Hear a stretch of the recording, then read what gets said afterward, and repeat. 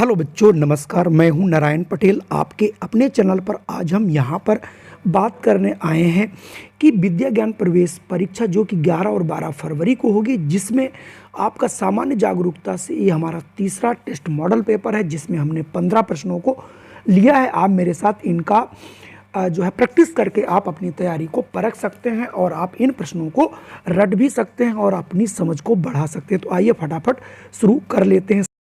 सबसे पहला प्रश्न आपके सामने है, अंडा देने वाला जंतु है बकरी है, चमगादड़ है, मुर्गी है या फिर चूहा है। अब आप यहाँ पर सोच रहे होंगे बकरी तो खैर नहीं देती है, ठीक है, और चूहा भी नहीं देता है, लेकिन चमगादड़ और मुर्गी, चूंकि चमगादड़ जो है बच्चों ये स्तनधारी है, याद रखिएगा, ये अंडे देता ही नहीं है, ठीक है, ये क्या देता है, बच्चे देता है। तो आपको याद ये भी रखना है। तो यहाँ से आपका जो आंसर हो जाएगा वो मुर्गी हो जाएगा, यानी ऑप्शन सी आप इसे चॉइस कर लीजिएगा और आप भी अपने उत्तर जरूर दीजिए। अगला प्रश्न आपके लिए बहुत अच्छा है। महात्मा गांधी की समाधि स्थल है शांतिवन, वीर भूमि, शक्ति स्थल या फिर राजघाट। और अगर आपने आंसर चुना है राजघाट तो आप बिल्कुल सही हैं। इसके अलावा जितनी भी ये समाधि स्थल हैं इनको आपको याद रखना। उसके लिए देखिए, अगर आप देखें तो राजघाट जो है महात्मा गांधी जी का है, शांतिवन जवाहरलाल नेहरू का है, विजय घाट लाल बहादुर शास्त्री का है, शक्ति स्थल इंदिरा गांधी का है, वीर भूमि राजीव गांधी का और किसान घाट जो है चौधरी चरण सिंह जी का है। तो ये आपको बिल्कुल रट लेने हैं और याद कर लेने हैं, जिससे आप अपनी परीक्षा की अच्छी तैयारी कर सकें। अगला प्रश्न ये मैं कई बार पूछ चुका हूँ, लेकिन आज फिर मुझे बहुत इंपॉर्टेंट लगा, इसलिए मैंने यहाँ पर फिर पूछ लिया है। सबसे पुराना वेद कौन सा है? ऋग्वेद, अथर्ववेद, यजुर्वेद या फिर सामवेद। यहाँ पर भी अगर आप आंसर चुनते हैं ऋग्वेद तो आप बिल्कुल सही हैं, लेकिन सबसे लेटेस्ट, सबसे आधुनिक, सबसे बाद में कौन सा बना वो है आपका अथर्ववेद। ये जो है आपका सबसे बाद में बना है, जिसमें कर्मकांड, भूत प्रेत कर्मकांड का जो भी है सारा कुछ सिस्टम अथर्ववेद में ही दिया गया है। तो ये सबसे बाद में आया है, ठीक है, तो आपको याद रखना है। अगला प्रश्न बढ़ते हैं। बहुत अच्छा प्रश्न है, बहुत बार पूछा भी गया है। संविधान की किस धारा के अनुसार छुआछूत के निर्देशन की व्यवस्था की गई है? मतलब छुआछूत को निषेध किया गया, निर्देशन जगह यहाँ निषेध है, ठीक है, मना किया गया है। तो वो धारा कौन सी है? ए धारा 15, बी धारा 14, सी धारा 16 या फिर डी धारा 17। तो अगर आप धारा 17 पढ़ते हैं तो ये आपका आंसर बिल्कुल सही होगा। अगर मैं अगले प्रश्न की बात करूं, ये भी आपने पढ़ा है। पर्यावरण को बचाने के लिए चिपको आंदोलन का संबंध किस राज्य से है? उत्तर प्रदेश राज्य से है, मध्य प्रदेश राज्य से है, झारखंड से है या फिर उत्तराखंड से है। और अगर आपने यहाँ भी आंसर डी चुना है तो आप बिल्कुल सही हैं। आप कॉपी कलम लेकर के हमारे बताने से पहले आप उत्तरों को जरूर कमेंट कीजिए। अगला प्रश्न इससे आप जरूर कमेंट करके बताइएगा, पौधों की वृद्धि में, यानी पौधे जो बढ़ते हैं उसमें कौन सी गैस सहायक है? Nitrogen, carbon dioxide, sulphur dioxide और ऑक्सीजन। बच्चों इसमें इन तीनों गैसों का उल्लेख मत कर दीजिएगा, क्योंकि आपने इन्हीं के बारे में ज़्यादातर पढ़ा है। तो आप याद कर लीजिए कि पौधों की जो वृद्धि है उसके लिए सहायक होती है बच्चों नाइट्रोजन, जिसकी मात्रा 78% हमारे वातावरण में है। चलिए बढ़ते हैं अगले प्रश्न पर। अगला प्रश्न, राइनो वायरस की वजह से बनता है, कौन चीज बनती है? आम, जुखाम, सिर दर्द, घुटनों का दर्द। यहाँ आम ना करके यहाँ पर कोई आप एक रोग यहाँ पर आप लिख लेंगे, ठीक है, यहाँ पर कोई एक रोग है। आम जुखाम कर सकते हो, आम बुखार कर सकते हो, ठीक है।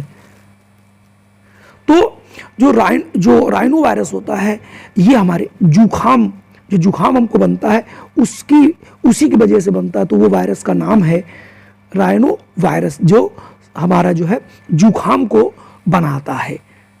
अगला है, विश्व पर्यावरण दिवस कब मनाया जाता है? बहुत इंपॉर्टेंट है, सभी को आता होगा। 5 जनवरी, 5 फरवरी, 1 जुलाई या फिर 5 जून। और अगर आंसर है 5 जून तो आप बिल्कुल सही हैं। चलिए बढ़ते हैं अगले प्रश्न पर।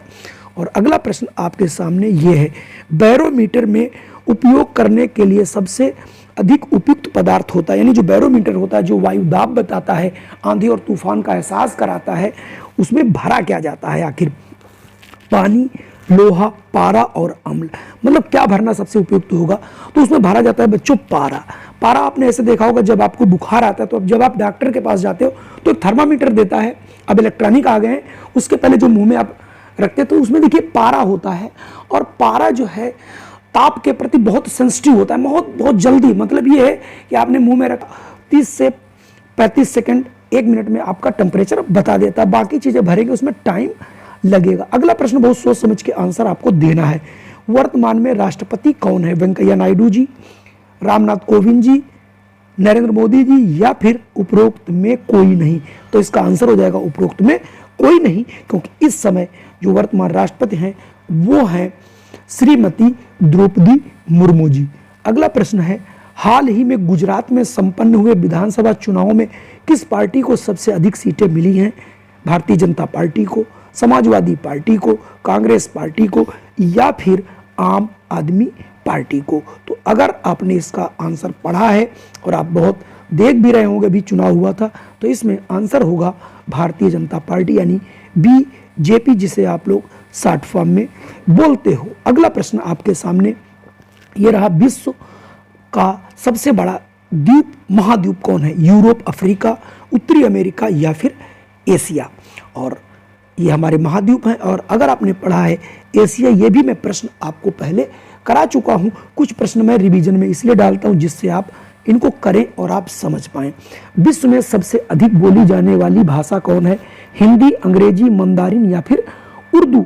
अब इसमें आप कंफ्यूज मत होइएगा, बहुत से बच्चे इसका आंसर अंग्रेजी लगा सकते हैं, लेकिन बच्चों ऐसा है नहीं, ना हिंदी है ना उर्दू है।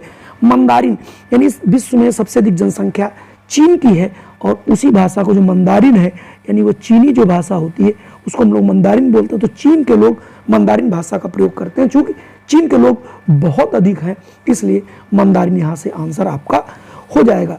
गर्मी में क्रिसमस का त्योहार कहाँ मनाया जाता है? जाड़े में तो सब जगह मनाया जाता है, तो गर्मी में कहाँ मनाया जाता है?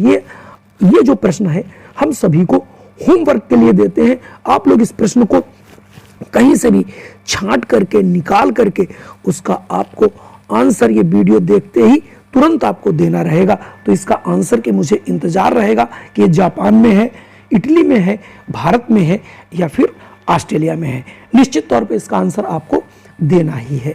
अगला प्रश्न वेरी मोस्ट इंपॉर्टेंट साइंस से प्रश्न है, पढ़ते समय किताबों को आंखों से कितनी दूर रखना चाहिए? यानी जब हम लोग पढ़ते हैं तो उसकी एक निश्चित दूरी होती है, उससे अगर हम कम दूरी पर जाते हैं, उससे अधिक दूरी पर जाते हैं तो पढ़ने में कंफर्ट नहीं, यानी जिसकी आंखें अच्छी हैं, मतलब स्वस्थ आंखें हैं, तो उसके लिए कितनी वो दूरी होती है? 200 सेंटीमीटर मतलब 2 मीटर हो गया, 100 सेंटीमीटर मतलब 1 मीटर हो गया, 10 सेंटीमीटर बहुत नज़दीक, और 25 सेंटीमीटर हमारा चौथा ऑप्शन है।